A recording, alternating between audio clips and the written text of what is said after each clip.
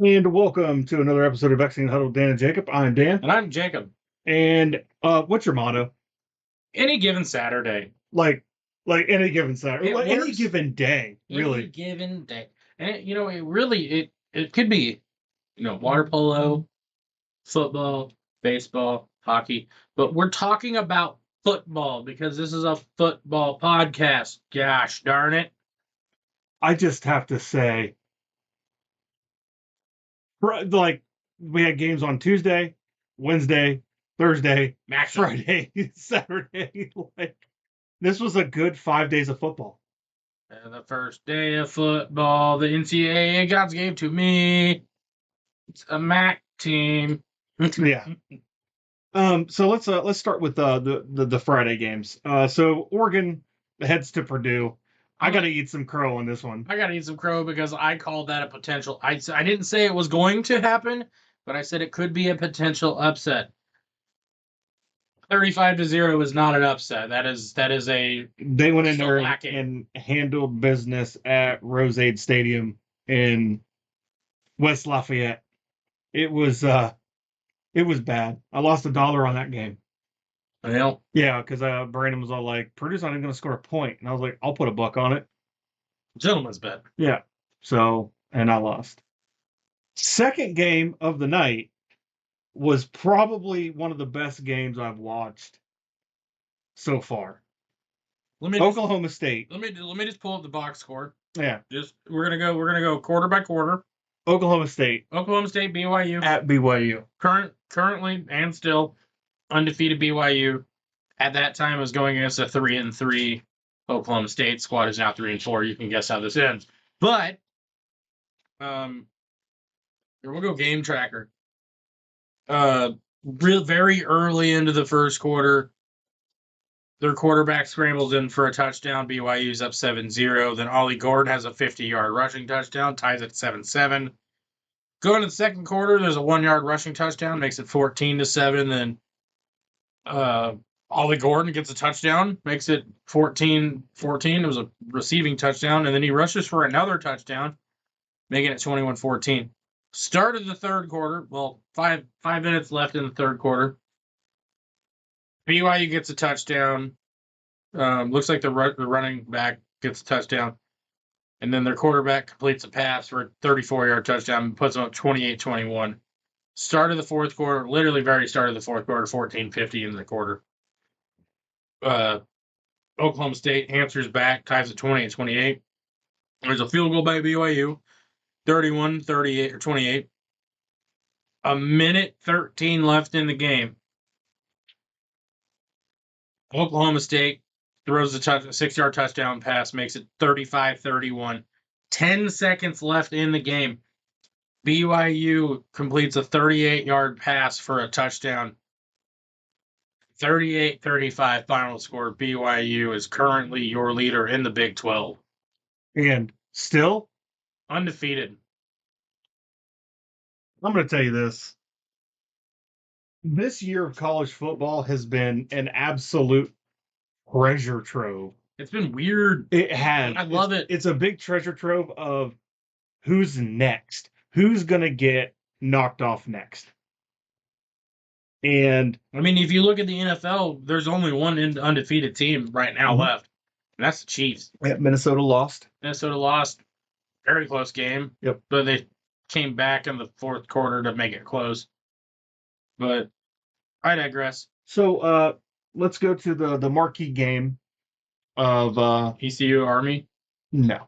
The marquee game. You're talking about Charlotte and Navy. No. Bama, Tennessee? No. We'll get to that game in a minute. So let's talk about Texas, Georgia going down over to Texas. I don't know. I think it's up, technically. Okay, fair. Let's just simplify this. They're going to Austin. Yeah. Which is the Los Angeles of Texas. Don't hate me. Yeah. So, Georgia goes to Texas. And I called this. And I kind of called it too. No, you said Texas was going to win. I said whoever wins the third down battles will win. I guess looking back on it, I had my heart set on Texas, but Because you have Quinn Ewers in fantasy. oh yeah, I'll do that. I do have, and it was pretty bad. And I saw a different Georgia team play last night. And when I mean different Georgia team, Kirby Smart on third down brought in all of his pass rushers on third down and rushed 6 guys every third down snap. You can go back and watch it. I was watching it. There was a pass interference call that went against Texas. I want to say in the third quarter or maybe the beginning of the fourth. It was a bullshit call because the Georgia receiver engaged the defensive back for Texas, and Carson Beck threw the ball right to the Texas defender. He intercepted it and took it back to the 9-yard line. They called pass interference on Texas. It wasn't until after all of the fans were throwing shit onto the field and stopped the game. Sounds about right. They actually went back and did a conference on that call. And they were like, no, there wasn't pass interference. That is the first time that I've ever, in 30 years, 35 years of watching college football consciously, that I've ever seen a pass interference call overturned by a discussion on the field, because those calls you can't review them. Well, it would have been nice maybe last week. Just saying. It's unfortunate that because the fans got involved, and you could look up, and Kirby Smart, he looked up, and as soon as they called pass interference on Texas, he was like this. And then he looked up and he was like, oh shit. You could see it in his face. He was like, we got away with one. But they didn't. Steve Sarkisian, head coach of Texas, had to go to the end zone and tell everybody to stop throwing shit. And I'm sitting here like, they have a right to be upset. There has been so many questionable calls by the officiating people in not just the Big Ten, the SEC now, the NFL. ACC, the NFL. I want to know what's going on with all of these people that, like, I don't want to say, but on the other hand, I do want to say that these outcomes are affecting teams. Oh yeah, 100%. But we're supposed to trust the officiating crews. I don't understand it. So many questionable calls in the last 3 weeks of football. I don't understand. I don't understand how to go about it. I'm frustrated. I think that they should implement a rule with all of the video replay technology that we have currently that every call is reviewable. And if it's clean cut, I don't think that's ever going to happen, and here's why. They slow the game down. It slows the game down. And if you look at it like this, they tried to speed the game up this year. Clock doesn't stop on first down unless it's within 5 minutes of the quarter. Then you have the 2-minute timeout in the second quarter and the fourth quarter. Like the NFL. Yeah, like the NFL. But I just feel like they tried to speed the game up, but a lot of fucking shit's getting missed. And it's bullshit. Well, if you look at it that way, it's probably just a trial run, but it sucks because it's you see it because, like you've said before, college football is more popular than the NFL. More profitable. More profitable than the NFL. But I would argue that it's probably more popular than NFL. Oh, yeah. Because there's 32 NFL teams where there's what 100 and 40 something.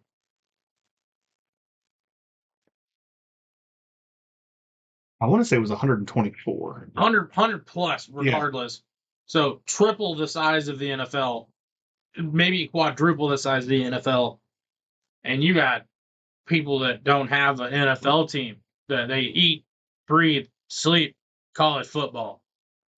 You go to Arkansas, those people are out there. Just you go by anybody. You go Woo Pig, and people are gonna go Woo Pig back. I mean, the same thing. You go to Alabama, you go Roll Tide. People are gonna Roll Tide. Yeah. There's 134 FBS schools. Yeah. That's just FBS. That's not including people like South Dakota State, North Dakota State, Montana State, like all of those. Idaho. Like, I knew it. So there's 134 schools. Those 134 schools bring in 60, 70 times the money that the NFL brings in. One college football weekend brings in more money than the NFL does in half a season. Think about it. You got these stadiums that are filling 100,000 people. You ticket prices just from the stadiums alone, and merch, and food, and beverages. And you want to sit there and say, well, the NFL players, if you added up all their salaries, it doesn't. Are you serious? Would you like to talk about NIL money right now? Like, you can sit there and talk about that all you want. College football is more successful. Is a more successful business model than the NFL is. It's also more of like a family-friendly viewing experience because it's a bunch of kids. Yeah. It's a bunch of 18 to 24, unless you're like Bo Nix and you're 29 and you're playing college football. But I digress here. Fair enough. You know, it's a lot more. It's kids, and it's the thing that makes the NFL exciting is the thing that makes college football so much more exciting. You're very dim over there. Yeah. It's like the NBA and college basketball. You know, NBA, I hate to be like this, but a lot of those players are just playing to play. They're just playing to make money. They're not playing to get that paycheck. You know, you have a bunch of these kids that are out there. They're putting everything they have on the line.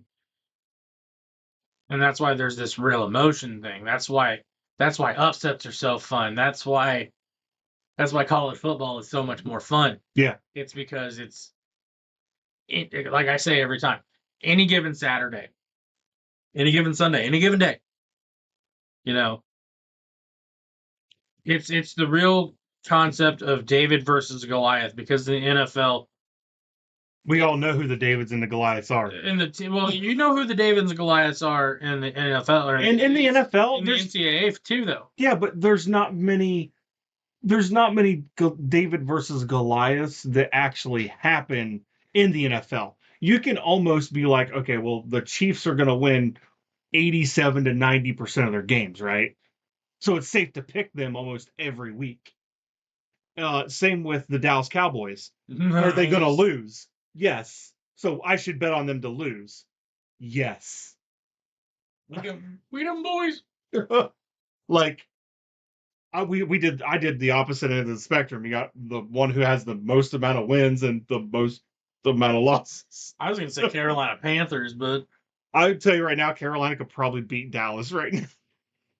That was rough. That was a rough game to watch. Are we talking about like the Detroit game? Yeah.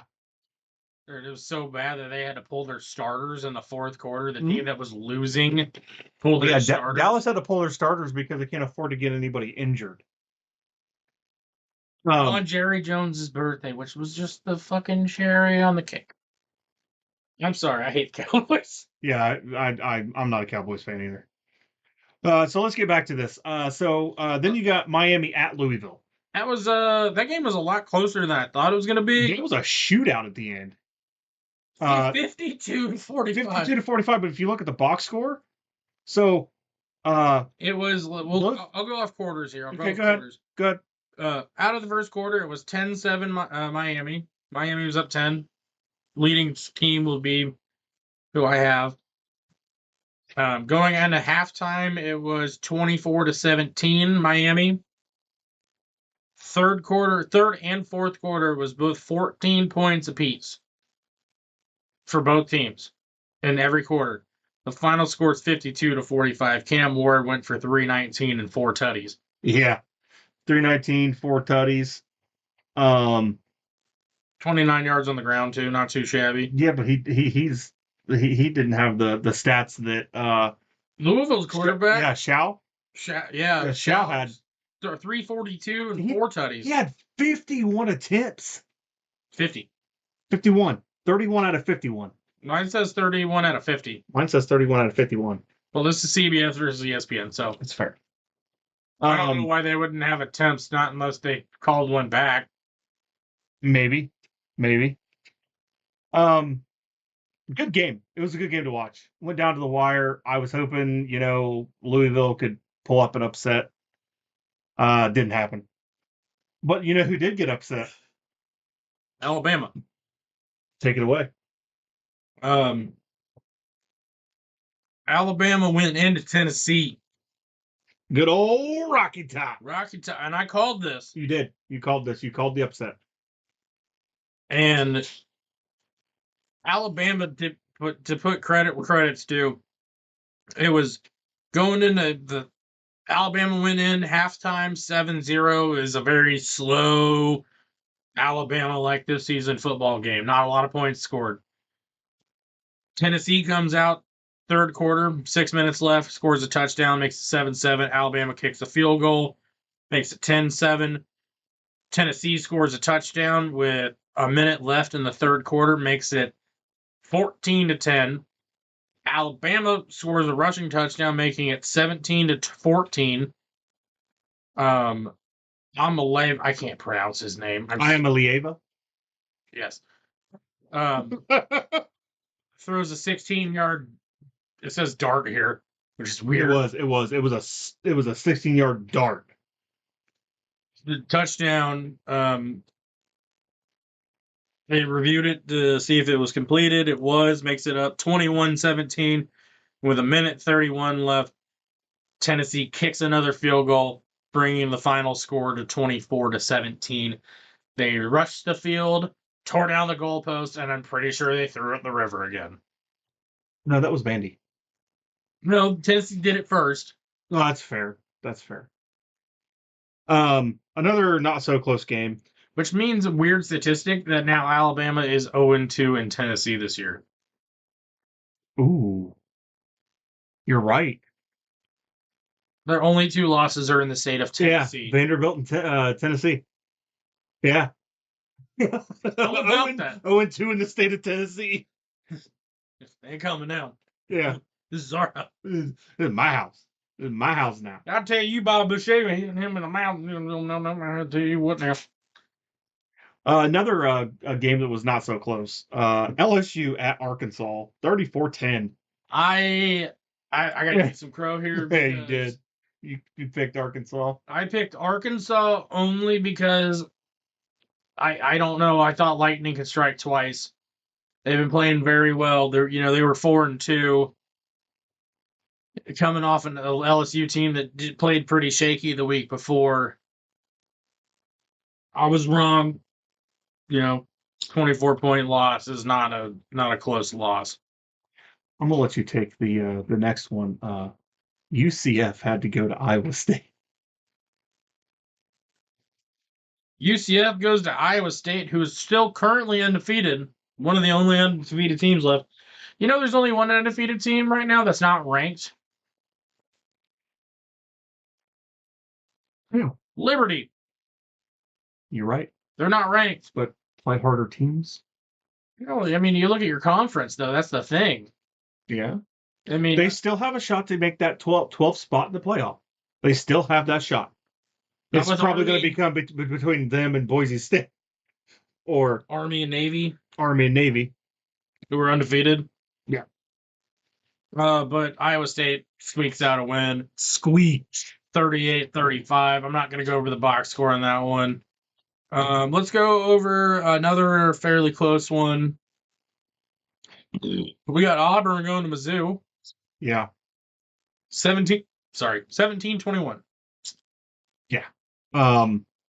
Had there been 45, 50 seconds left, Auburn could have easily won that game. Let's talk about our blowout of the week. Oh, hold on. We'll get to that blowout in a second. I know you. I want to talk about this other blowout. Welcome to the ACC SMU. SMU beat Stanford 40-10. They are 6-1 on the year and still undefeated in the ACC. And let me look at their only loss of the season is to BYU. Who is what? Undefeated. That's what you call a quality loss right there. Yeah. They've not just beat teams. They have manhandled them. Nevada was close, 29-24. They beat Houston Christian 59-7. They lost to BYU 15-18. Manhandled TCU, scoring 66 points. It was 66-42. Yeah. Beat the shit out of Florida State, which is not really that impressive this year, unfortunately. If that had happened last year, I'd have been like, yeah, that was ouch. They lost this year, Duke. Yeah. The Florida State's 1-whatever. I don't care. 1-6, 1-7. TCU 66-42 beat Florida State 42-16. Beat ranked Louisville at the time was number 22 in the nation, 34-27, and then beat Stanford 40-10. Yeah. How about them ponies? All right. I would like you to talk about the actual blowout of the week, the 49-point blowout. Oh my God. All right. So I'd also like to say I think going into this season, this team is not who we thought that they are currently. If you would have told me that this team would be undefeated going into week 8, 9? Going into 9. Going into week 9, if you'd have told me this team was undefeated, I'd have called you a liar. I would have put money on that at the beginning of the season. I would have probably mortgaged my house. So I got a second mortgage to place that bet, and I would have lost. It feels like the 80s. Nebraska goes to Indiana and gets absolutely mollywopped. It was bad. 56-7. It wasn't even close. I actually would like to pull up the box score in this one just to see. I want to. Nebraska scored a touchdown in the second quarter and then did nothing the rest of the game. And then you look at Indiana. Dylan Reinola threw 3 picks. Yeah. And then you look at the box score for Indiana. They scored 7 in the first, 21 in the second, 14 in the third, and 14 in the fourth. But a little unfortunate news out of that game is their quarterback, Rourke. I don't know how to say his name. Rourke. Okay. Got hurt and is potentially out for the whole season. I have faith. But their backups came in. 2 other backup quarterbacks came in and routed. Yeah. Nebraska. I had Nebraska winning 10 or 11 games this season. I had Nebraska maybe winning 9 and being a potential thorn in the side of the Big Ten and maybe potentially making it to the Big Ten championship. But after this, all of those fucking cards are out of the window. I'm kind of not looking forward to that Indiana game later in the season. No. Because it's in Indiana. Yeah, I was talking to Brandon today, and he told me the same thing. He was like, it's a scary game now. It's a scary game. Considering what Oregon was able to do. They were 4 for 4 on passes longer than 30 yards. You realize that? Against Ohio State? I was there. I watched it. I mean, I wasn't there, but I was here. Yeah. That's concerning. Let's talk about a game that you don't want to talk about right now, but we're going to. West Virginia loses to K-State 45-18. Yeah, no, that game until like the third quarter was really close. Yeah. It was 17-10 going into halftime. Yeah, it was very close. And then Kansas State scored 28 unanswered points until West Virginia scored 8 in the fourth.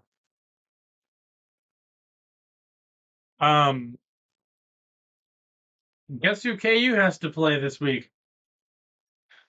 K-State. Guess where it is? Arrowhead. No. Oh, in Manhattan. Yep. Uh-oh. I did pick them to win this week. But I did pick them to win this week. I didn't. I did. Out of my superstition. Even though Houston's one of the worst teams in the Big 12. Yeah. And they looked like it on Saturday. Fun fact out of that Houston KU game. I know we're talking about top 25 teams. One of the Jacoby Bryant tied the Kansas record for interceptions in a game with 3. Nice. He tied the record. Nice. I'm just excited for next week. Although I'm really hoping now that Nebraska doesn't come to Ohio State and just fucking pissed off. How pissed off do you think Ohio State is right now after losing to Oregon and having a bye week? I feel bad for Dylan Raiola. I feel bad for what is going to potentially happen in Columbus next week. Or this weekend, upcoming. I just hope that we blitz. A little bit. Just a little bit of blitz. So over the course of the last 5 weeks, I know for a fact that the defensive line coach for Ohio State and Jim Knowles has been at each other's throats. Because one of the things that we had prided ourselves on was getting to the quarterback. And with a 4-2-5 defense that Jim Knowles is running, they're not getting that much pressure. They're getting 2 to 3 hurries a game. But we're not producing the sacks like we did when we had Joey Bosa, Nick Bosa, Chase Young. Where did TJ Watt go? Is it Wisconsin? Oh, yeah, I think so. I know JJ Watt went to Wisconsin. Sorry, it's random side thought. I think if we ran like a 4-4-3. No. You need a 3-3-5. 3-3-5. So 3 linemen, 3 linebackers, 5 defensive backs. Yeah. I get confused with the number sometimes. That's the only reason I say it out loud. Yeah, 3 down, 3 linebackers, and then 5, a mix of 5 DBs between cornerbacks and safeties. If you play a high safety, that basically broke the NFL for the first few weeks of the season. Yeah, it sure did. Running that cover 3, 1 safety over the top. Nobody could make a pass. No one had over 300 yards until like week 4. Yeah. So let's get back to this. Before we get to the game I really want to get to, RV. Do we got any comments in the no, not yet. Not yet. We got 1 viewer though. Hey, somebody in chat. Say something. Tell us we suck and that Dan screw up mustache. Don't like that. Tell me to shotgun a beer and I might do it. Let's get to this. Army 45, East Carolina 28. That game is closer than I thought it should be. You want to go to the Navy score? Navy. Didn't they fucking rout whoever they played? 51. Charlotte 17. Army and Navy, that America's game at the end of this year, the very last college football game before like all the conference championships and all that. So what you're basically saying is you're setting up if I think I'm picking up what you're putting down here is that could potentially be a conference championship game, which would be really weird because the rate they're both going is that they would both be number 1 and 2 in a conference with a conference championship game. So the Army-Navy game could be 2 times. You just broke my brain. because they're in the American. Yeah. The American has a conference championship. Yeah. Army-Navy's the last game of the season. Yeah. So that means, hypothetically, Army and Navy could play 2 weeks in a row. Yeah. Yeah. I didn't even think about it like that. Oh my God. This could be wild. That is going to be wild. Because that's always one of my favorite games to watch of the season. It's not normally super competitive, but it's just fun. Yeah. Because after they win, they all get drafted in the military.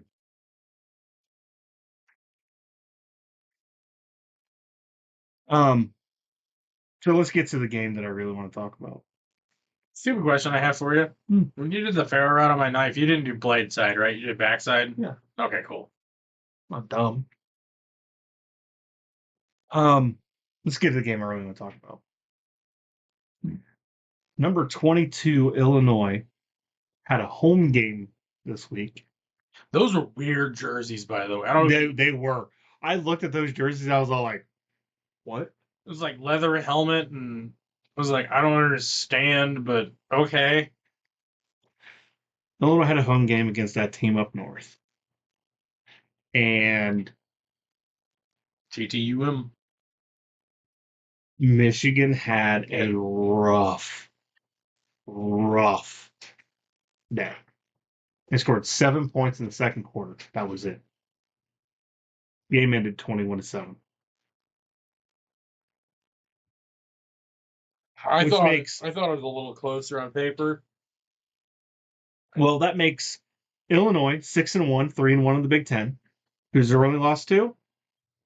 Oregon. No. Indiana. Penn State. I was close. Penn State beat Illinois, not by much, at home. Had Penn State had to go to Illinois, that might have been a different outcome.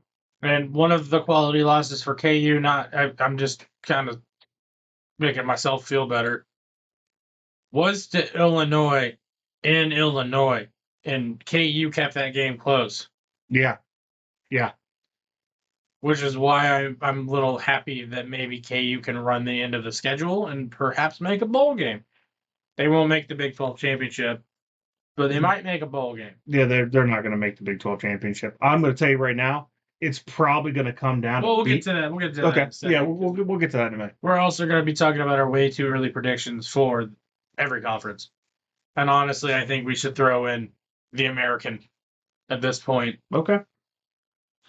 All right. Moving on to rankings. So at 25, Vanderbilt makes an appearance after only fucking time. After only having to beat a number 1 team. Then we got Navy and Army at 24-23, SMU at 22, in Missouri at number 21. They dropped 2 spots. They did drop 2 spots, but Illinois beat Michigan, which vaulted them up 2 spots. And speaking of teams that out of the top 25, Nebraska and Michigan are both out of the top 25. They sure are. At 20, we have Illinois. At 19, we have undefeated Pittsburgh. Yeah. 18, we have 5-2 Ole Miss. 17, we have 5-1 Boise State. Their only loss coming in a very close game, by the way, to Oregon. But at number 16, we have Kansas State at 6-1. Now, after Alabama's loss to Tennessee, they dropped down to 15. I think they should have dropped a little lower. Yeah, for 5-2 on the season. Then we got Texas A&M at 6-1. Indiana 7-0 at 13. And then Notre Dame at 12 at 6-1, and BYU undefeated, number 11. Another undefeated team out of the Big 12. Iowa State dropped a point this week somehow. They're number 10. They were number 9 last week. At number 9, we have Clemson, which I honestly think that should be flipped personally. I think the undefeated team should be higher than that one. I don't think that should. I wholeheartedly agree. I don't think that especially a 1-point flip in the polls. Yeah. I don't like that. I'm just bad. LSU stay stagnant at 8. Makes sense. Tennessee up 4 points to number 7 from 11 after beating Alabama at home. And number 6, we have the undefeated Miami Hurricanes. At number 5, we have Texas, who was number 1 starting out yesterday. They dropped 4 spots to number 5. Ohio State was idle. They're at number 4. Penn State was also idle. I believe they stay at number 3. Number 3, yep, 6-0. Yep. Georgia, after beating number 1 Texas, moves up to number 2 at 6-1. And Oregon, undefeated. I don't understand how Georgia got 2 first-place votes. But the clear winner right now is Oregon. Number 1 for the first time in how long? I don't know. So they won a national title, like in the 50s, but Okay. 2BD. Number 1 for the first time in a long time. So let's go back to the conference standings. So right now, I'll start with the American. I was gonna start with the Big 12 because it's the first one I had pulled up. Okay, go ahead. Start with the Big 12. At the Big 12, we're going worst to first. Shockingly enough, the worst team in the Big 12 by conference wins, Oklahoma State, 0-4. Yeah. Their total record is 3-4. Yeah. All their conference games they have lost. Next, you have Houston, who is they're 1-3 in conference play, 2-5 in regular. I'm just gonna go off of like total actual. No, I'm gonna do the conference. I'm just gonna do conference. I'm not gonna do overall. Baylor's 1-3, Utah's 1-3. Kind of shocked. Not really. You just came rising. That's a big hit. Kansas is 1-3. UCF is 1-3. Arizona's 1-3. West Virginia, TCU, and Arizona State are 2-2. You have Colorado, Cincinnati, Texas Tech, and Kansas State at 3-1. And at the very top of your boards are both teams that are 7-0. BYU and Iowa State. Which I did not call that. Nope. I don't think anybody called that. I'm sure somebody names it's like, I got an idea, right? Iowa State, BYU undefeated in week 9. All right, starting in the American Conference. Starting in the American Conference, we got UAB at 1-6. 0-4. 0-4 in the conference. Tulsa is 2-5, 0-3 in the conference. Florida Atlantic 0-3 in the conference, 2-5. Rice 1-3, 2-5 overall. Temple 1-2, 2-5 overall. UTSA is 1-2, 3-4 overall. South Florida 1-2, 3-4 overall. Almost upset Alabama. Almost upset Alabama though. You are correct. And then you got East Carolina 1-2, 3-4 overall. The Charlotte 49ers. We got 2-1, 3-4 overall. The North Texas Mean Green. Hell yeah. 2-1, 5-2 overall. Then you got Memphis with that stellar win over Florida State. They're 2-1 in the conference and 6-1 overall. And then you got the Tulane Green Wave. 3-0 in the conference and 5-2 overall. That's really good for Tulane. Yeah. And then Tulane's always been that weird team. It's like they're good for 1 year and then they have to rebuild. Like for 2 years. 2 years. They're good. They're good again. Like Troy. Yeah. Then you have Navy at 4-0 in the conference, 6-0 overall. And Army 6-0 in the conference, 7-0 overall. Now, this is what is troubling. If you look at the points for Navy, They've scored 269 points, and they've allowed 118 points. You look at Army's, they've scored 283 points and only allowed 87. And Army has played one more game than Navy.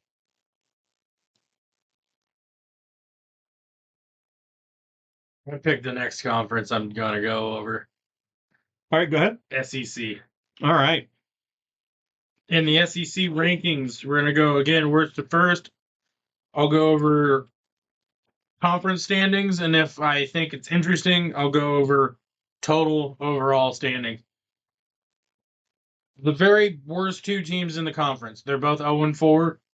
Auburn and Mississippi State. They have Mississippi State at the very bottom.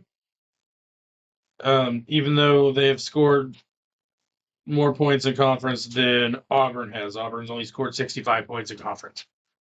But they've scored 197 points, and Mississippi State's only scored 192. Just so these are conference standings. Right. So I think it's going points for. But Mississippi State should be higher. Maybe it's been worse loss. I don't know. Kentucky, 1-4. Would not have called that one. No. Oklahoma. But hold on. Going back to Kentucky's, They're 3-4 overall. they're 3-4, but they've allowed 143 points, or they've scored 143 points, and they've allowed 135. That's a literal 500 team. Next up, we got some of these numbers don't make any sense to me. Oklahoma. Oklahoma's 1-3 in conference. In their conference scores, they've scored 54 points and gave up 115. Overall, 155 to 149. It's a pretty balanced team. They're 4-3 overall. Yeah. Ole Miss, 1-2 in conference. 5-2 overall, though. 5-2 overall. 590 to 74 overall. But when I say 290, my bad.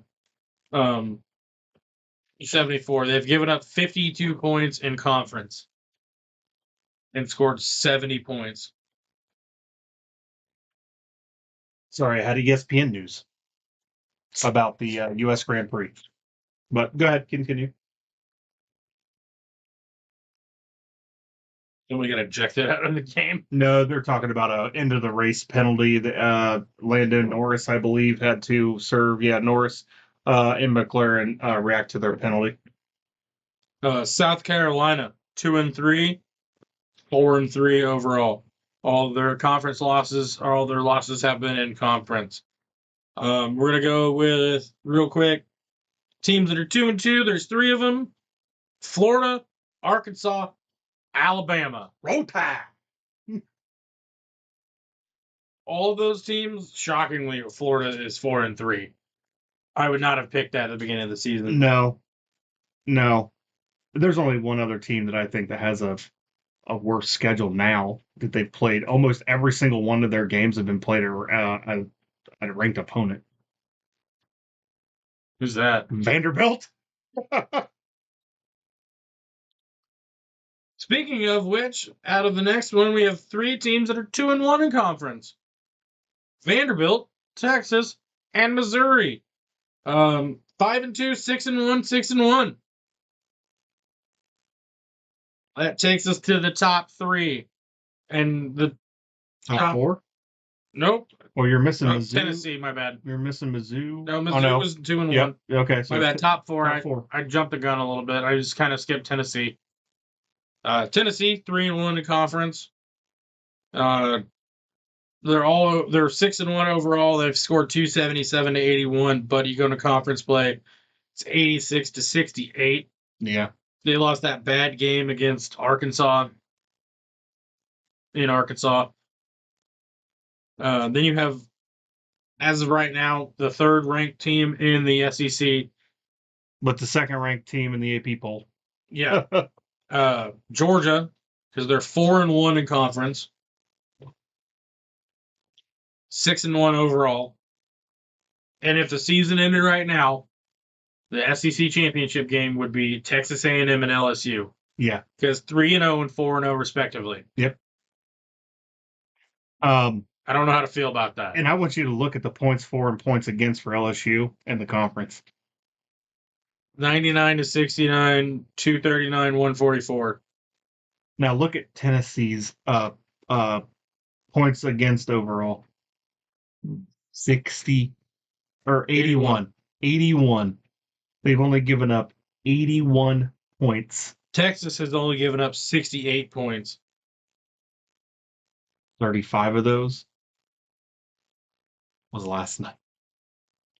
Vanderbilt's given up 155 to 232. Yeah. But, they've lost to Mizzou in double overtime and Georgia State. That Georgia State game, a little sloppy. It's a loss. It is what it is. If they would have beat Georgia State, they would have been 6-1. And I don't think anybody would be like, Vanderbilt. Fair enough. But let's go. Let's do Big Ten next. You do Big Ten. All right. So the Big Ten. At the bottom, Purdue 0-4, 1-6. Oh, that shocked. Not a shock. And then UCLA and USC, the two newcomers to the Big Ten, 2 of the 4, are respectively at the bottom. Both are 1-4 in the conference, and UCLA is 2-5 overall, and USC is 3-4. To be fair, UCLA, or not UCLA, USC should have maybe won that game against Penn State. They just kind of collapsed in the fourth quarter. Yeah. But you win the whole game, not part of the game. Tiffany in the chat said Muck Fazoo. Muck Fazoo!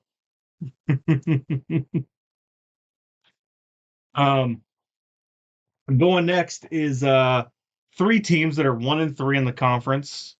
We'll do Rutgers and Maryland because they're 4-3 respectively. And then Northwestern is 1-3 in the conference and 3-4 overall. And then rowing the boat, Minnesota. Up there near the Lakes, dear guy. Up there near the Lakes, dear guy. We got Minnesota 2-2, 4-3 in the conference. Or 4-3 overall. 2-2 in the conference. Nebraska. Corn-fed. Nebraska is 2-2 in the conference, but they're still 5-2 overall. Yeah, because they got blown the fuck out by Indiana. They got fucking murdered last night. Who's the other one they lost to? Oh, let me pull Was it it up. Iowa?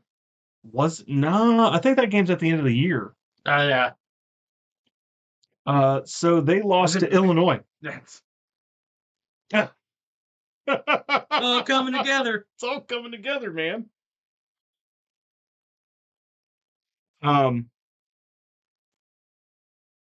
Then Michigan State's 2-2, 4-3. That team up north. Shocking. Yeah, that team up north, it also has the same record. 2-2 in the conference, 4-3 overall. Who did they lose to? Michigan? Let's look. It was. They lost to Texas. Yeah. They lost to Washington. And they lost to Illinois. That's right. I forgot the Washington game. Yeah. It was payback for the national title. Yeah. And then you have Washington, who's 2-2, 4-3. Iowa, 2-2, 4-3. Ohio State, 2-1, 5-1. Wisconsin, 3-1, 5-2. Yeah. Wisconsin's ahead of Ohio State. Yeah. Well, Wisconsin scored more points. They also had 2 more games. No, they've had 1 more game. That still they're counts. they're 5-2, and we're 5-1. We had 2 bye weeks. But then Illinois is 3-1 in the conference, 6-1 overall. And then the 3 undefeated teams, and I understand why Indiana's ranked number 1. We'll get to that in a second. So they've scored a fuckload of points. Penn State's 3-0, 6-0 in the conference, or 6-0 overall. Oregon, 4-0 in the conference, 7-0 overall. And Indiana, 4-0 in the conference, 7-0 overall. Points for Indiana, 341. Jesus Christ. Points against, 96. Didn't they have a couple games where they scored like 65 points? They scored 77 in one of the games. Let me open this up. So the first game was 31-7. The second game was 77-3. The third game at UCLA was 42-13.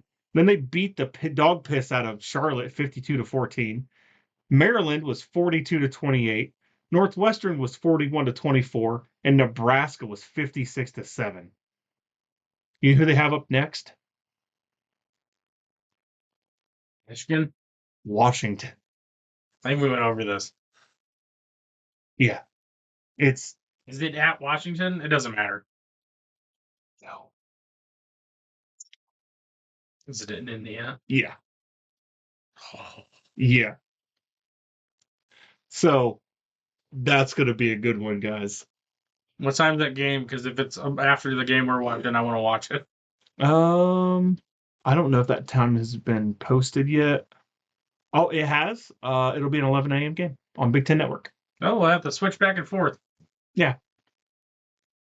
So do you want to do the ACC? Yep, I got it pulled up. Alrighty. Let me unlock my phone real quick. It's being a bitch. This is gonna shock you. Is it? The two worst teams. Hold on. Two worst teams in the ACC. I'm going to guess Florida State. No.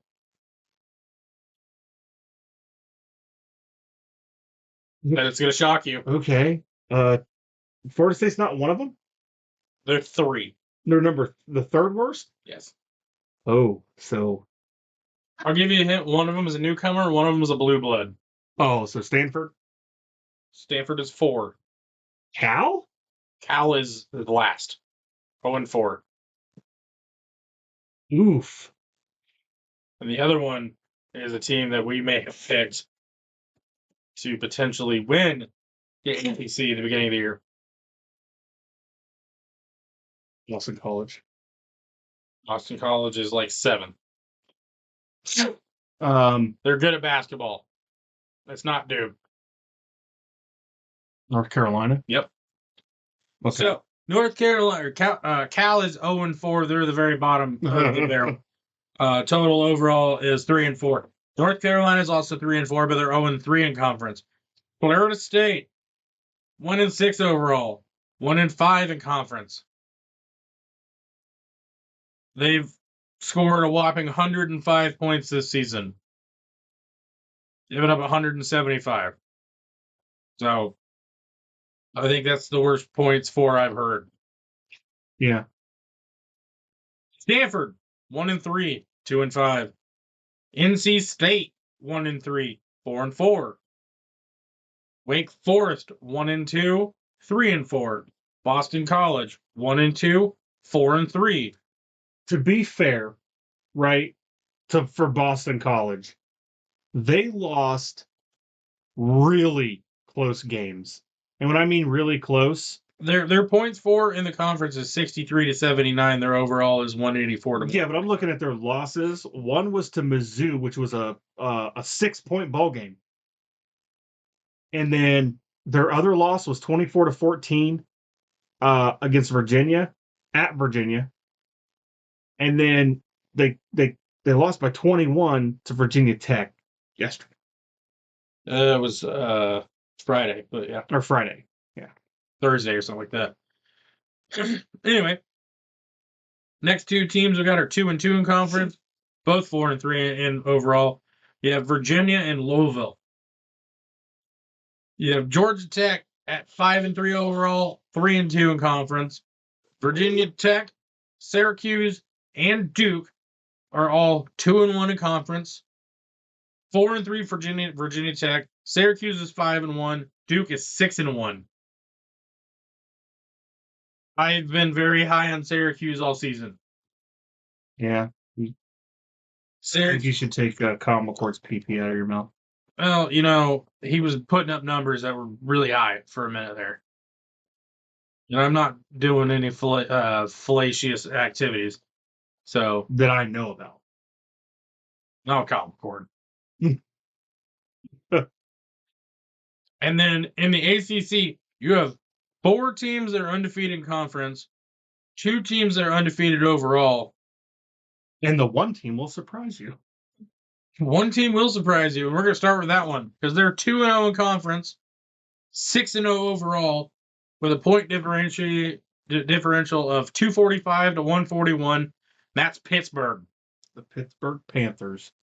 SMU is 3-0 in conference, the newcomer. Yep. Latest newcomer because they were late. Yeah, they were late, like July late. 6-1 overall, ranked.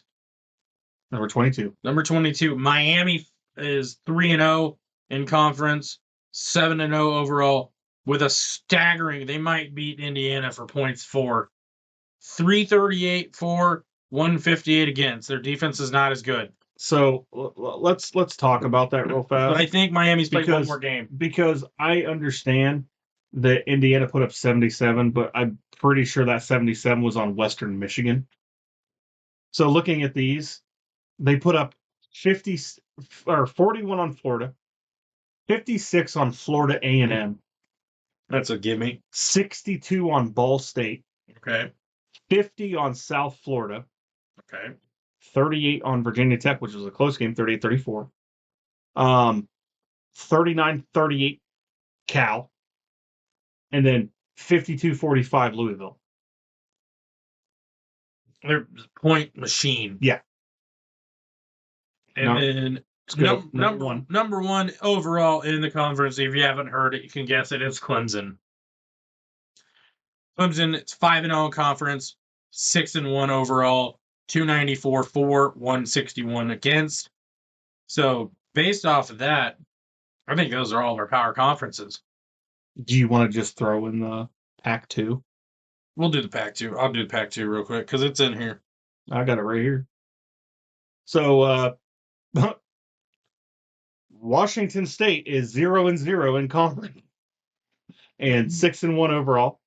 And Really? Oregon State is 0-0 in conference and 4-3 overall.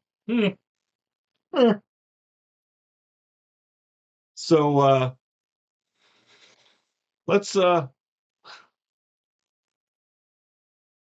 get to our 2 early predictions. Yeah, our 2 early predictions for the conferences, and we're throwing in the American just because I think it'd be kind of funny.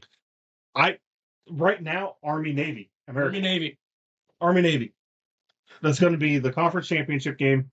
Because I don't think there's a team right now in the American that can actually catch either of it. Well, Navy can be caught. I don't think Army can be because they've already played 6 conference games.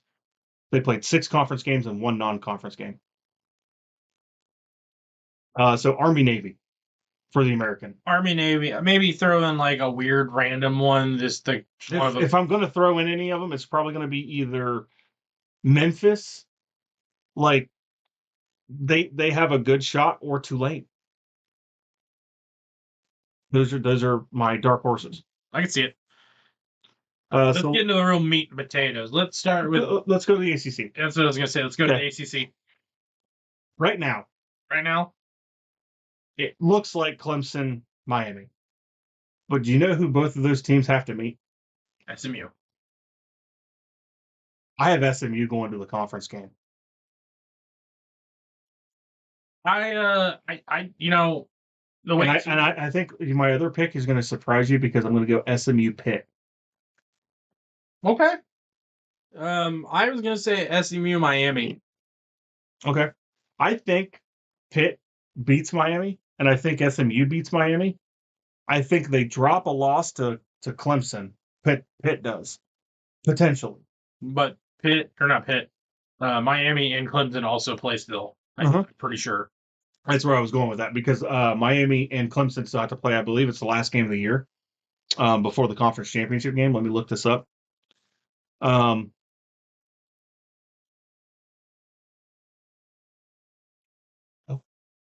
We don't.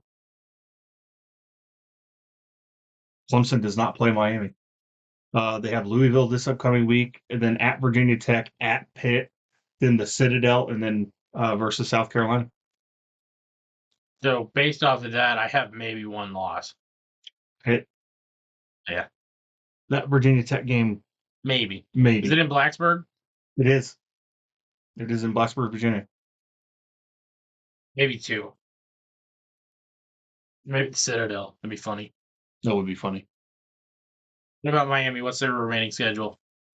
Miami's remaining schedule is this weekend they have Florida State. Okay, that's a blowout. Yeah, blowout. I'll call it 65-3. I was gonna say 56-14. Some garbage time points. And then they have Duke at home. Both Florida State's a home game and Duke's a home game. Then they have at Georgia Tech. That could be interesting. It could be. Then they have Wake Forest at home, and then they have to go to Syracuse. Based off that, I think they could realistically run the table and go undefeated. They could. And then miss the college football playoffs because some weird shit. So if you look at SMU's, SMU still has at Duke this weekend. Then they have Pitt at home. Excuse me. Then they have Boston College at home, at Virginia, and then they end the season with Cal at home. So they could easily also go undefeated. That's what I'm saying. What do you do? Like, because by this standing right here, you have Clemson, Miami, SMU, and now let me go to Pitt, because these could be undefeated teams in the conference. So let's go to Pitt's schedule. And okay, let's go first. Who has Pitt played? Pitt played Kent State, Okay. Youngstown State, Okay. North Carolina. Okay, that's 1. Cal. Okay. Cincinnati. Okay. West Virginia. None of those really scream. Yeah, I mean, what's their remaining? So Kent State 55-24, Cincinnati 28-27, West Virginia 38-34, Youngstown State, that was bad, 73-17. Jesus Christ. North Carolina 34-24, and then they just beat Cal 17-15. And what are the remaining schedule? Syracuse at home. Okay. At SMU. Virginia at home. Okay. Clemson at home. At Louisville, at Boston College. I can see him losing, dropping 2 of those.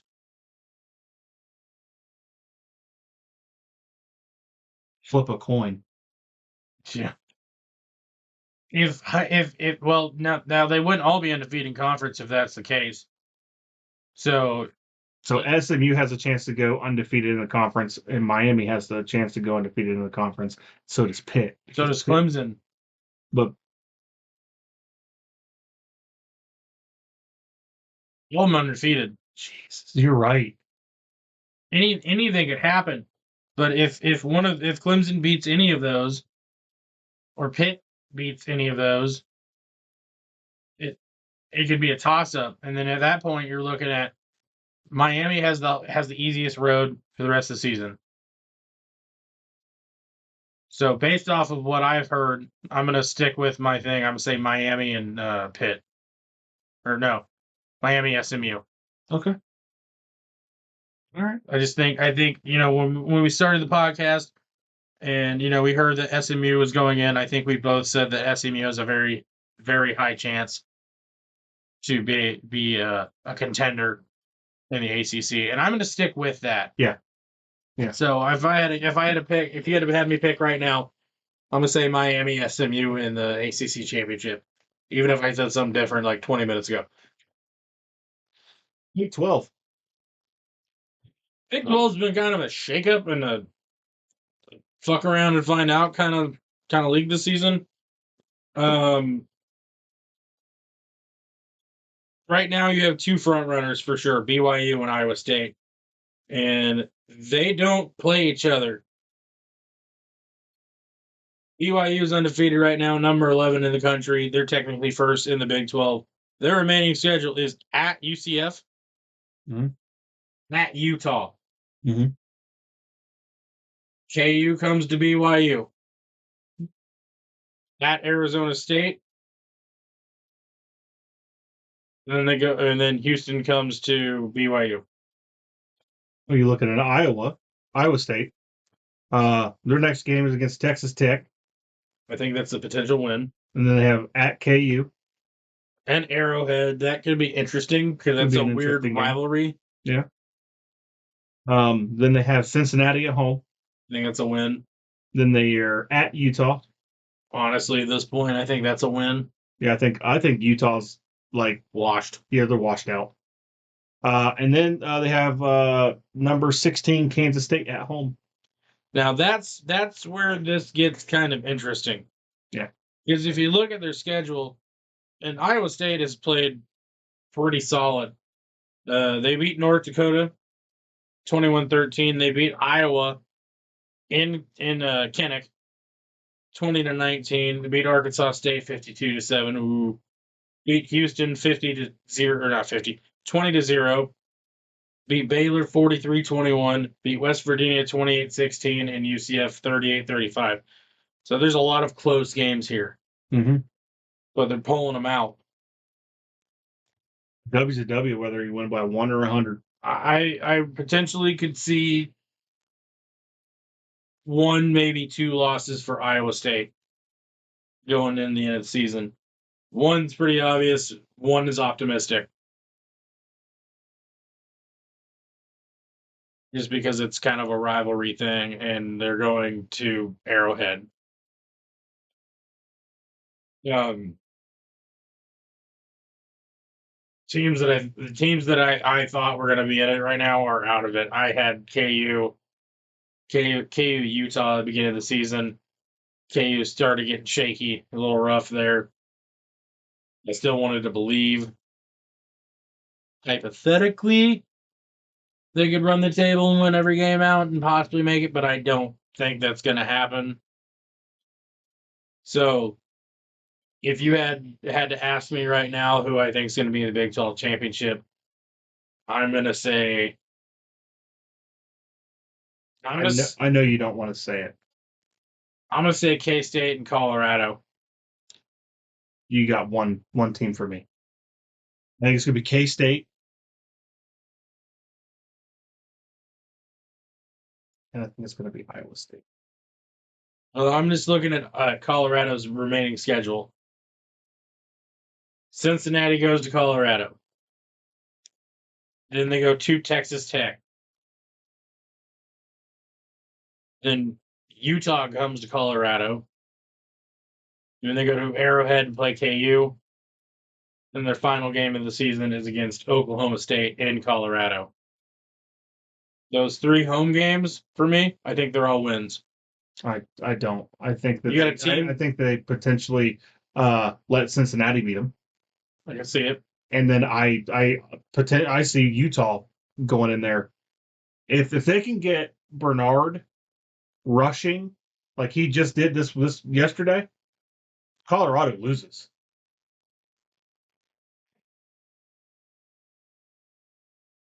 I could see him maybe losing to KU and Arrowhead, just because potentially Colorado teams don't have the best of luck in Arrowhead. Fair enough. I'm just saying. Talking to you, Denver. But I don't know. There's something about Colorado. It's just I hate Deion Sanders, but Deion not so primetime Sanders. Deion not so primetime Sanders, but the Big 12 is all over the place this year. Yeah. All it takes is one team to just crack. Mm-hmm. And they have so much talent on that Colorado team. That's why I'm kind of like, it could toss up. I mean, I know you don't really like Shedeur Sanders. It's not that I don't like him. And it's not. It's just I think he's a little overrated. He's arrogant like his dad. But if you look at that team, you have two of the best wide receivers in the Big 12, Travis Hunter and Jimmy Horn Jr. Jimmy Horn Jr. Yeah. You have a pretty stout defense. Yeah. You have that advantage that you're one of the highest elevation teams.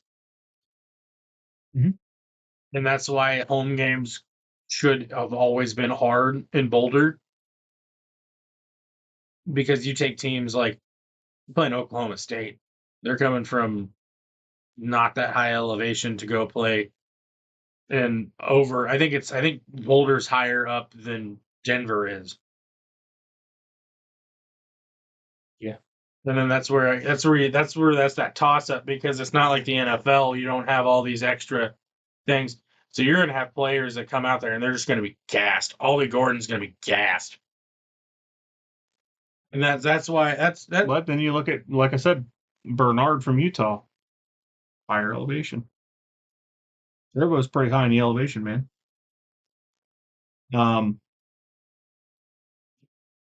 Big Ten. I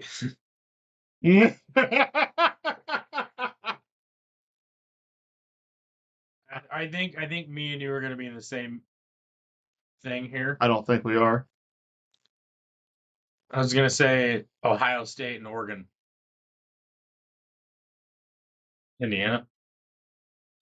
Let me look at something before I make this prediction, because you know that I'm a big Ohio State fan.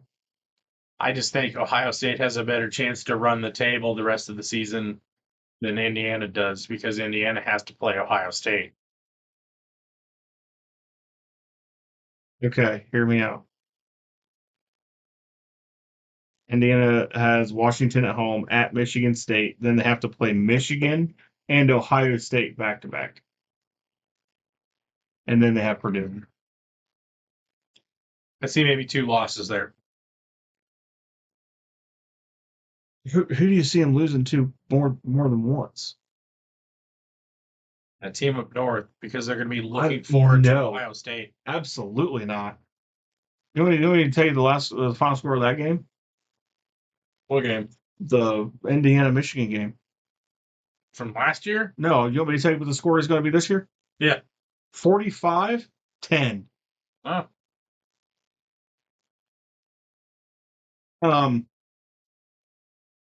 Even if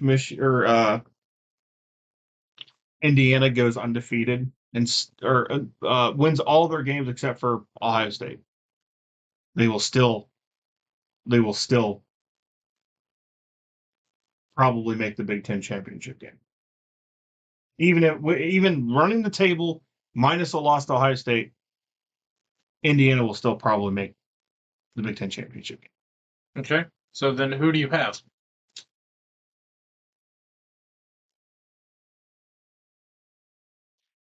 Indiana, Oregon? I'm not sure. Let me look up something else. Because Oregon,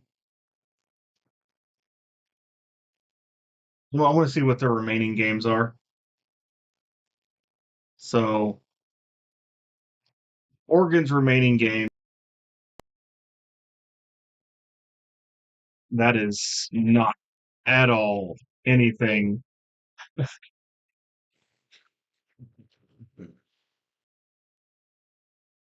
What the hell was that? I have no idea.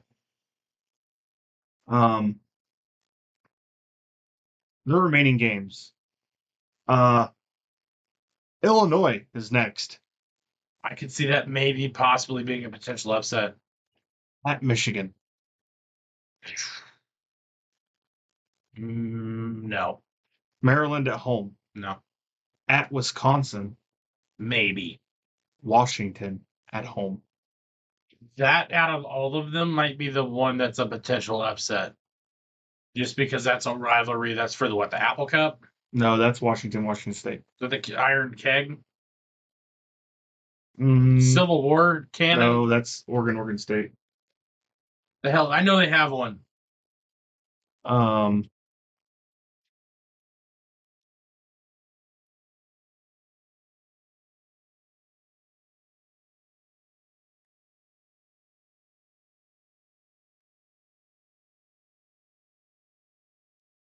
That's something weird.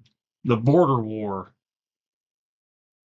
That's not the Border War. That's KU Mizzou. Of the Oregon-Washington football rivalry, also known by fans as the Border War or the Cascadia Clash. See, that one sounds better. So I'm old-fashioned. The Border War is KU Mizzou because that means something. Fair. So what happens if Oregon loses to Illinois and Washington? Well, they would be 2 games down in the conference. Yeah, but the Big Ten picks their winner or the team that goes to the conference championship by the highest ranked. Is it? Mm-hmm. So it's not overall. I don't think it is. Like it should be. Let me look that up. Because that's how I've been going off this. Is it's the highest overall. Like you go undefeated in your conference championship, your conference, you should be in your conference championship.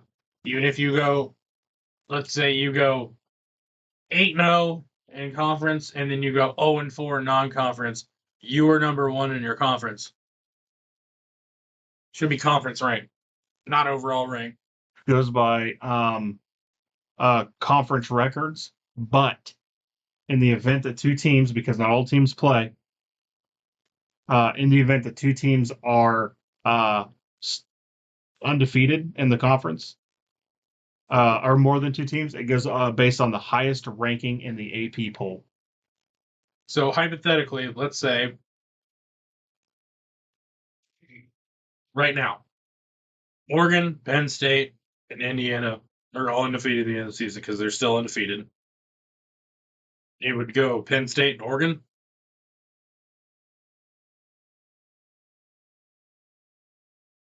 Right now, yeah. That'd be kind of shitty. Yep.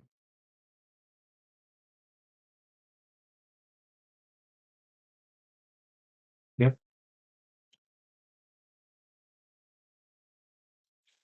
So let's get into week 9. Let's go to SEC because we skipped one. Fuck that. Yeah, fair. In a perfect world, I would like to see Vandy Same. in the SEC championship game. But as everything's going and progressing, I kind of like Texas A&M. I like Texas A&M versus Texas or Georgia. Vanderbilt. In a perfect world, I would like to see Vanderbilt in the SEC championship game versus Texas A&M.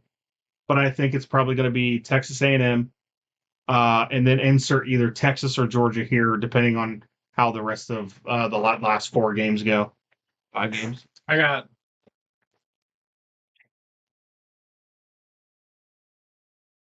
All right, LSU. No, Vanderbilt. Okay. All right. This is what my gut says.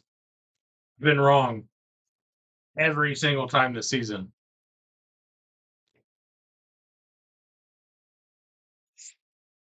Fair. That's why we do predictions. That's why these are way too early predictions.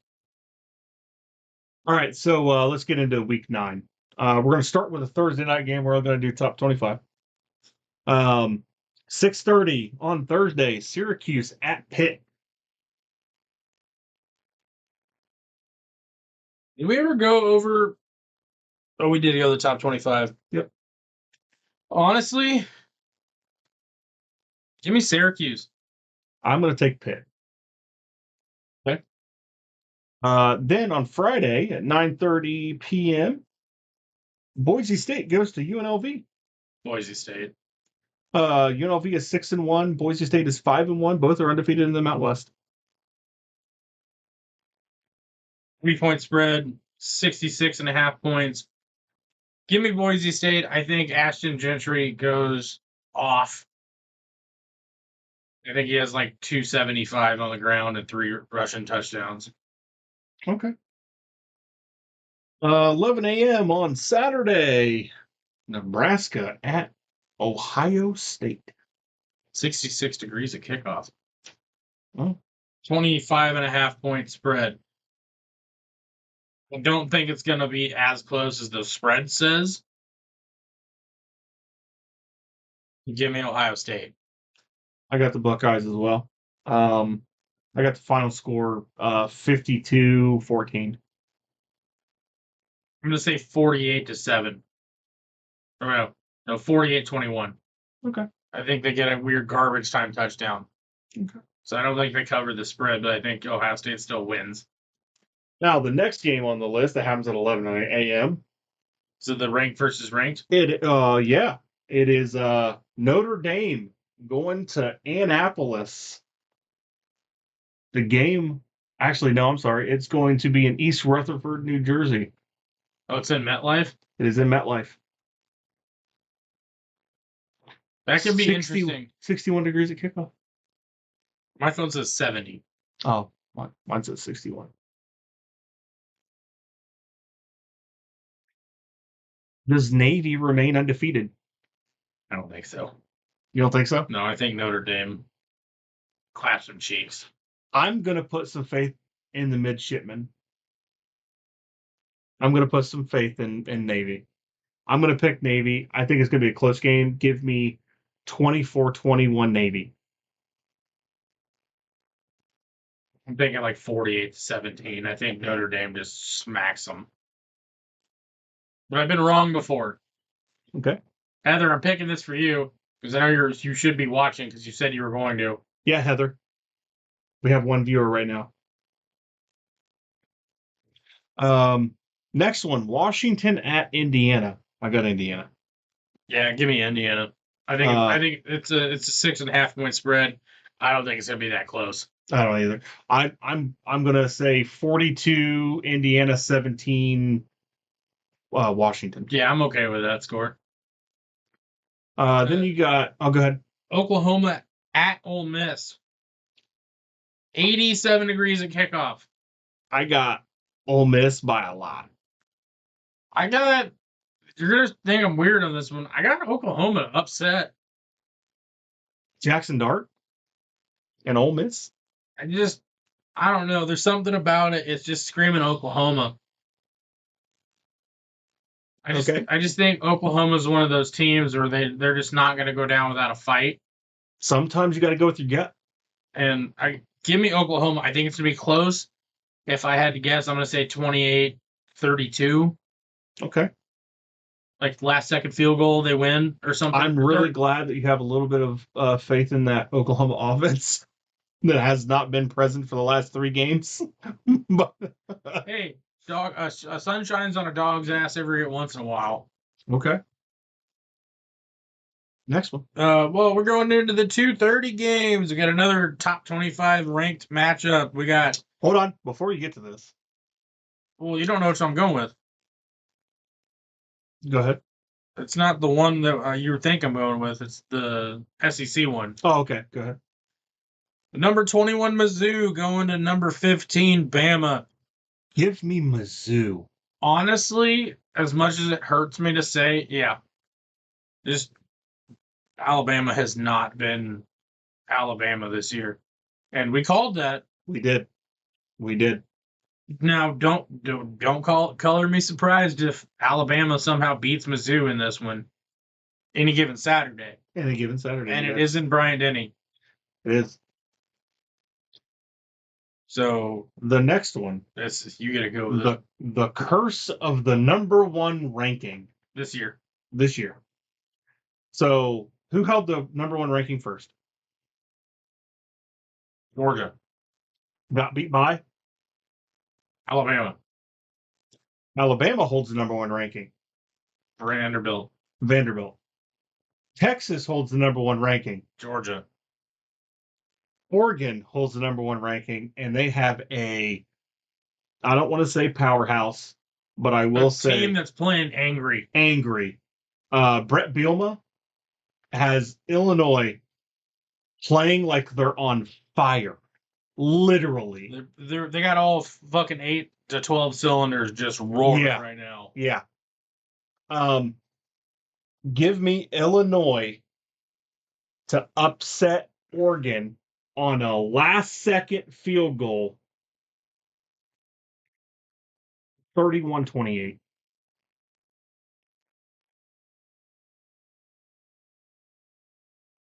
You know what? The curse of the number one. As much as it pains me to say, I got Oregon in this one. Okay. I've been wrong. Give me a prediction.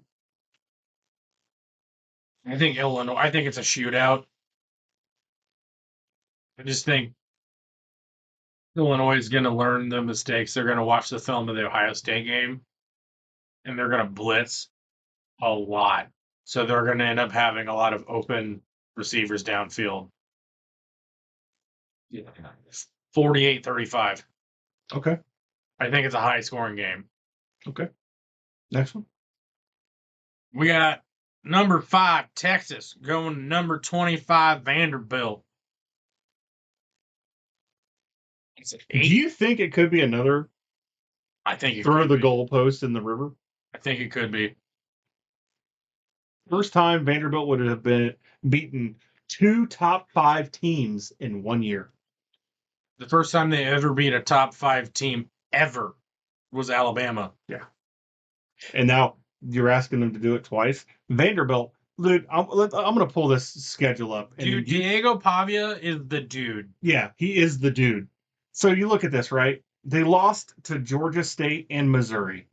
That was Vanderbilt's 2 losses. Very close games. Yeah. Georgia State, it was 36-32, and Mizzou was 30-27. Okay? They've played number 7 team, the number 1 team, the number 5 team, the number 8 team, and the number 7 team. They still have to play Texas this weekend, at Auburn, South Carolina at home, at LSU, and then Tennessee at home. That's the hardest schedule. And then they still beat Virginia Tech to open the college football season 34-27. Which I called. Yeah, you did call that. And then they're still winning they didn't win against Georgia State, which I believe that was a fluke. But they played the number 7, the number 1, the number 5, the number 8, and then the number 7 again, because they played Mizzou when they were number 7, and then they're playing Tennessee when they're number 7. Wait, they played number 5? Number 5 Texas this weekend. Oh. So, do you think that they can go? Do you think Texas goes into Tennessee and has the curse of the state of Tennessee this week? You know what? I think they do. I don't know what the hell Vanderbilt's call thing is, but let's go. Go Commodores. Yeah, go Commodores. Give me a shootout between Quinn Ewers and Diego Pavia. Give me 48-45. I think it was going to be a little lower than that, but I was going to say 35-28. I think just Texas just gets it. The Vanderbilt just does what they did against Alabama, and they just hold the ball the entire game. And it's just that fourth quarter is just going to be back and forth, back and forth, back and forth. That could be. That's kind of how the Alabama game ended. Exactly, yeah. All right, next one. Next one, we got some 6 p.m. games. We got Florida State going to Miami, number 6 Miami. 55-7. You know what? I'm okay with that. We're just gonna coast right back. Call a spade a spade. Next one up on the board is a 6:30 game. Penn State at Wisconsin. Honestly, how Wisconsin's been playing this year, and it's in Camp Randall. It is in Camp Randall. Give me Wisconsin. I think. See, I think they pull that upset. I think it's not even close. It's a 6.5 point spread. It's a 6.5 point spread in Penn State's favor, but I think Penn State wins. I think Warren has 3 touchdowns. And then Singleton, probably has another 3 on the ground. Give me Penn State. 45-17. See, I just think, based off of the schedules and stuff. So Penn State comes off a bye, and their next game is Ohio State. I think they're going to be looking ahead against Ohio State. And James Franklin's bald head is just going to be under the lights. And it's just, I think they're going to lose. But deep down, I kind of want Wisconsin to lose. So when they play Ohio State, they're not coming off a loss and being pissed off. So, but give me Wisconsin, but very, very close Wisconsin. It's like 49, 51% in my mind. I think it's going to be close. Okay. I don't think a blowout. I think it's a blowout. Next up, speaking of blowout, next up, we got number 8 LSU going to number 14 Texas A&M. Texas A&M lost their first game of the season to a ranked team. We all know that was bullshit. Fucking Notre Dame loses the next game and then comes out the next game in week 3 and scores 66 points. That was a fluke, man. Give me Texas A&M in a close one. I think this is a 1-point game. I think this is like a 32-31 or a 41-40 game. I think it's a 1-point game, but I think Texas A&M in College Station. I think Kyle Field gets going, and I think they upset LSU, and I think this is going to be the first time that Texas A&M breaks into the top 10 this year. I think they go to like number 9. Now, this is where me and you differ. Okay. I think Texas A&M wins, but I think they blow out LSU. Oh, you're going big guns. Yeah. Okay. Give me a score. 48-13. Ooh, that's against that LSU defense. It's in Kyle Fields.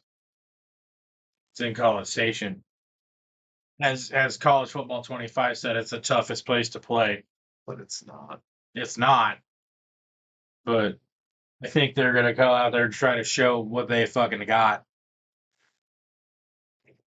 So we got 2 games left. I'll give you one. I want to do the last one. I think you know which one I want to do.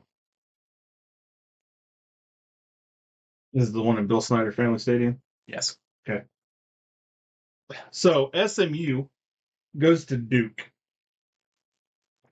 SMU's favored by 11.5.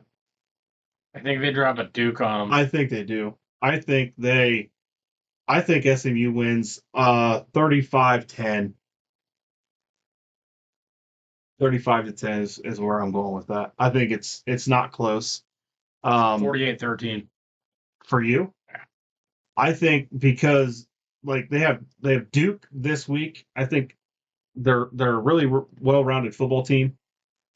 I think they beat Duke handily, and then they go into Pitt next week, and I'll give you my pick next week. Yeah, stay tuned. And then the last game on the schedule. Rivalry game. And this is why I think this game could go either way. Also looking at the weather for the game, it's supposed to be 69 degrees, which is nice. Nice. But raining. Unranked KU goes to number 16, Kansas State. It's a 10-point spread. 56 points is the over-under. Give me the over on that game. Give me the under on that game. Because it's supposed to be raining. Both teams have very solid running backs. K-State has Giddens. KU has Devin Neal. Devin Neal. But KU also has High Shop. Yeah. And Jalen Daniels. So I know he's been not playing that well this season, but he's still fast as shit. Which is why I'm going to give the slight edge to KU. I don't think it's going to be pretty. I don't think it's going to be a blowout. But if you had a gun to my head right now, I got KU. I think, realistically, I think final score is going to be like 28-24. Okay. Just only because if it's raining, if it actually is raining, it's going to be a run the ball a lot game. And I just think KU is the faster team. Okay. And it would suit their playing style of run the ball down your throat, option scramble, 40 yards. And then and I think KU kind of woke up after the bye week against against Houston, because that KU team looked like the KU team that I thought that was going to be this season. It was going to start the year off like that. Yes. Yeah. And they just fucking fizzled out real early. Yeah. I think they needed that bye week. I think they needed to get right. I think they needed to look at social media and see how pissed off all of the KU fans were. Not nearly as pissed off as the Ohio State fans. Oh my God. That was brutal. They were calling for people's heads. Yeah. I want to get to a couple unranked teams. Okay, go ahead. That I feel like the games could be really good. It starts on Friday. Louisville at Boston College. Both teams have been ranked. Both teams are 4-3.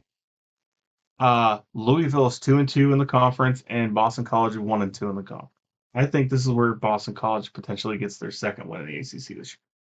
I like it. You like it? Okay. The next one is another Friday game. Rutgers has to go all the way to LA, and they play USC. I will tell you that USC is favored by 14, and the over-under is 54.5.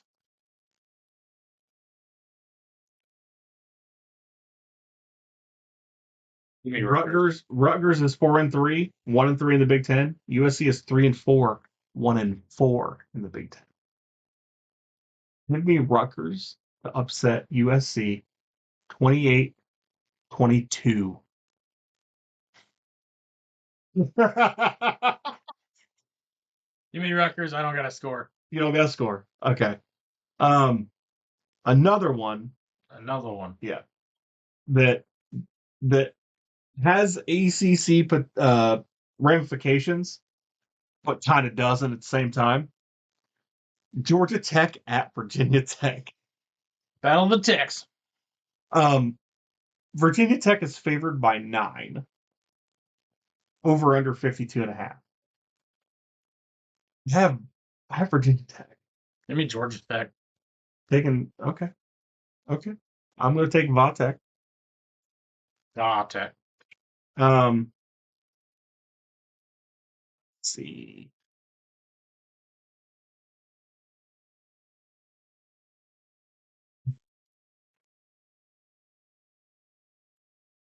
Northwestern at Iowa. Give me Iowa. I'm going to take Iowa as well. Maryland at Minnesota. Well, you know where I'm going with it. Are you rowing the boat again? Row the boat. Row the boat. Both 4-3 in the Big Ten. Minnesota actually has a win up on Maryland on the Big Ten schedule. They're 2-2. Maryland's 1-3. I think Maryland starts hot. I think they probably go up by 10, but after halftime, it's all Minnesota. Minnesota's going to get punched in the mouth in the first half. Yeah. And then Minnesota's going to come out and hit them with a hammer in the second half. For real. Another rivalry game, I think. Texas Tech at TCU. I don't think that's a traditional rivalry game because TCU is newer to the Big 12. This is where I get confused with college football because I feel like they can just make a rivalry game anytime. This is a game now. They're like, is it though? When I think of rivalry games, I think of like KU, K State, KU, Mizzou. Uh, Even though it hasn't really been that big of a deal in a long time. Ohio State, Illinois. I am still upset that Ohio State does not play Illinois every year, because the Yellow Buck Trophy is a staple. I understand that Ohio State's had it for a while, but it's always nice to play your rival more than once every 6 years. It'd be like there's a few rivalries that are just they need to be played every year. I'm gonna go back to one of them. I think Mizzou and KU need to play every year and just flip flop. One home, one away, one neutral site. One home, one away, one neutral site. You can play an Arrowhead. No one said you couldn't play an Arrowhead. It'd be like if Michigan, Ohio State didn't play every year. People would be like, what the fuck? Like, this doesn't feel right. Yeah. Same thing with like Minnesota and Iowa. They play for a Paul Bunyan's axe. I think it's Minnesota, Wisconsin. Same thing, but you know what I meant. Yeah. If you have a rivalry trophy, you should play every year. The facts. Because what's the point of not having a rivalry trophy if your other team you play holds it for 3 years, 15 years, 10 years? Rivalries should be rivalries. It shouldn't just be like this Wembley shit, where like, oh, we're gonna play once every 5 years. No, fuck that. You play every year. Speaking of rivalry games, I'm going to give you the records, and you tell me who you think is playing. Okay. Both of these teams are 4-3 and 2-2 in the Big Ten. They're playing this week. Can I get a hint? No, because it gives it away. New teams, old teams. Old teams. What's one of the team's color schemes? Or one of the That colors? literally gives it away. Because there's only these two colors in the in the Big Ten. Illinois doesn't have a rivalry. They play, do they? No. Oregon? Oregon plays Illinois.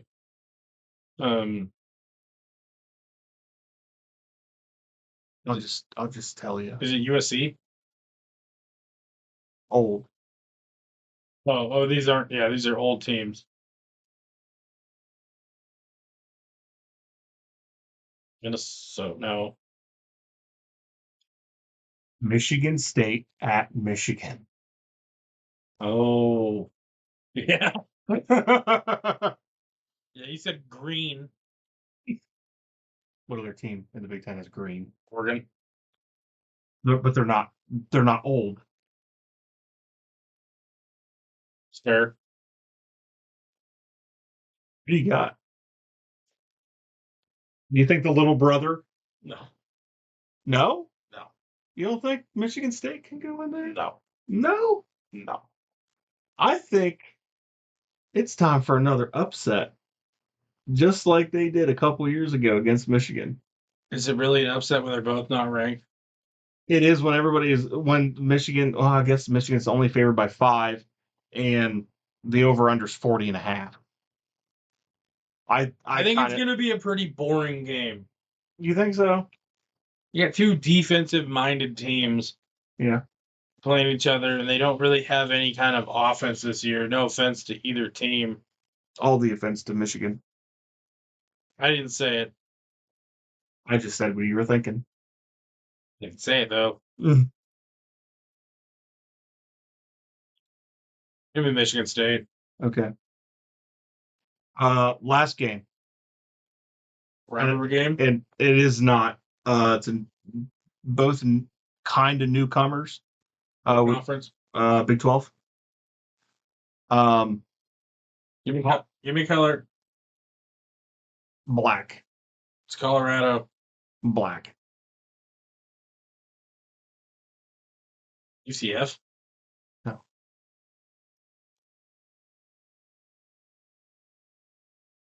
Colorado, though, right? Colorado is the home team. Who did I fucking say they played? Cincinnati. Oh. Funny enough, if you go back in the history of the Big 12 forming, Cincinnati was originally one of the teams that they were going to have in the Big 12. So was it. So originally the Big 12, when it switched over from the Southwest Conference, was supposed to be a super conference. It's supposed to be the first super conference. Can you guess one of the teams that makes no sense in it that they were going to have in it?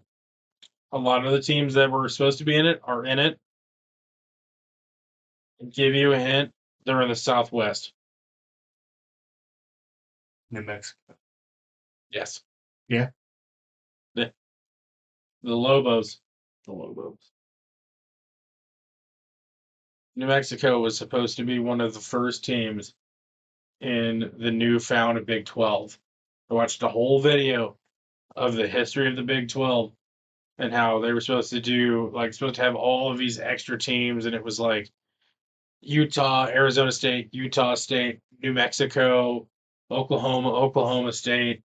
But at that time, it was Oklahoma A&M before they went to state. K-State, which also used to be Kansas A&M, which makes sense. They should just be Kansas A&M. But EMA or whatever the fuck they say. Oh man, we didn't wish the KU graduates or the K-State graduates for graduating this year. KU players get, diplomas, and K-State players get like ribbons or something for like livestock. What was the one it was about? It was KU, and it was like KU gets national championships and K-State gets ribbons for their cows or something. Yeah. Hey, it's this week. We got to talk shit. Yeah. It is I'm gonna be eating crow, but if I fucking went to one of them. Colorado's only favored by 4, man. I still got Colorado. Is it in Colorado or is it in Cincinnati? It's in Colorado. Yeah, give me Colorado. Would you like me to wrap this up? Yeah, we can wrap it up. That was all I had. Let me check college football news real fast.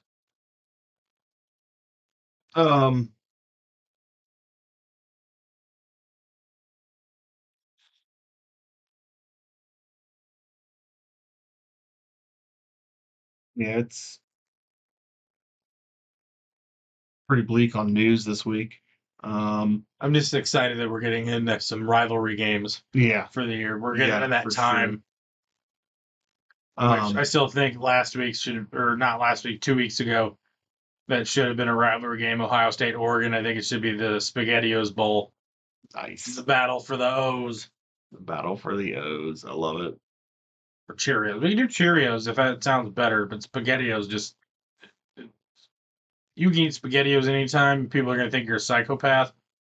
But you eat Cheerios anytime, everybody thinks you're just normal or depressed. I'm just saying. Oh, I'm having Cheerios for lunch.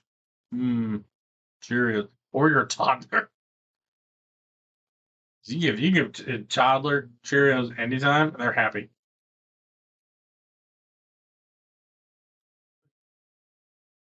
You got anything?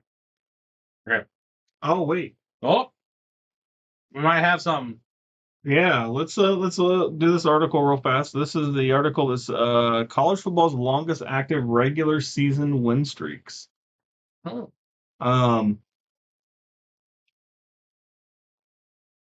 Right now, Mount Union Division III has 70. North Central Division III has 42. DePaul Division III has 20. Liberty on the list was 17. Nope, so he played no one. There's only 2 FBS teams on this. The other one is Oregon. Really? 13. Hmm. And that's the college football news as we see it. I don't want to know what the longest active losing streak is because I think it'd be funnier.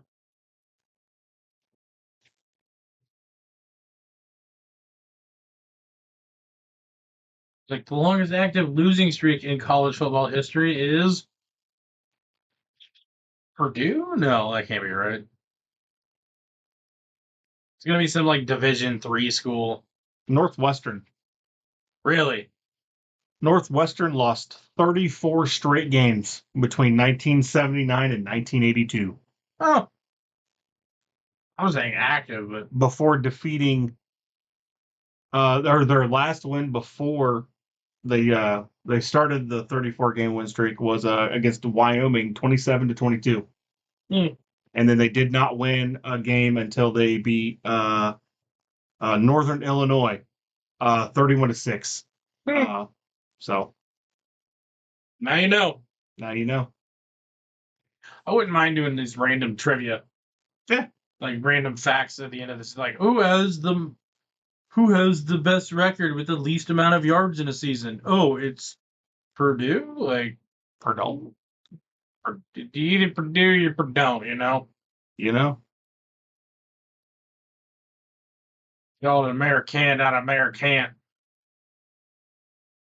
Anyways, I'm done rambling. Thank you guys for watching this live today. We're hoping that the audio is better. We're going to try this. If this doesn't work, you don't like it, we're going to we're sitting next to each other. Use one mic. One mic, which is probably the better way to go, but I like the 2 camera setup. You know, it makes it seem like it's not as personal. Like we're not like right, like, hey Dan, what do you think? Oh, that's what you sound like. Anyway, thank you guys for watching today. Thank you for all the love and support. If you like this video, please consider leaving a like. If you would like to subscribe, that would mean a lot to us. Help us out. You know, we're trying to hit whatever the goal is. I don't care. 100 followers. 100 followers. If you do like this kind of content, please join the Discord, which will be linked in the description or linked in the channel. It's always there. If you join the Discord, post your memes, post your predictions. Tell us if we're idiots. Tell us if do you think we're geniuses. Tell me I have a dumb face. Tell me I should grow the mustache back and stop playing with knives or something. Don't run with scissors. I'm gonna do what I want. I'm an adult. I'm telling your daddy, Tim. Anyway, thank you guys so much for watching this episode with me and Dan exiting the huddle.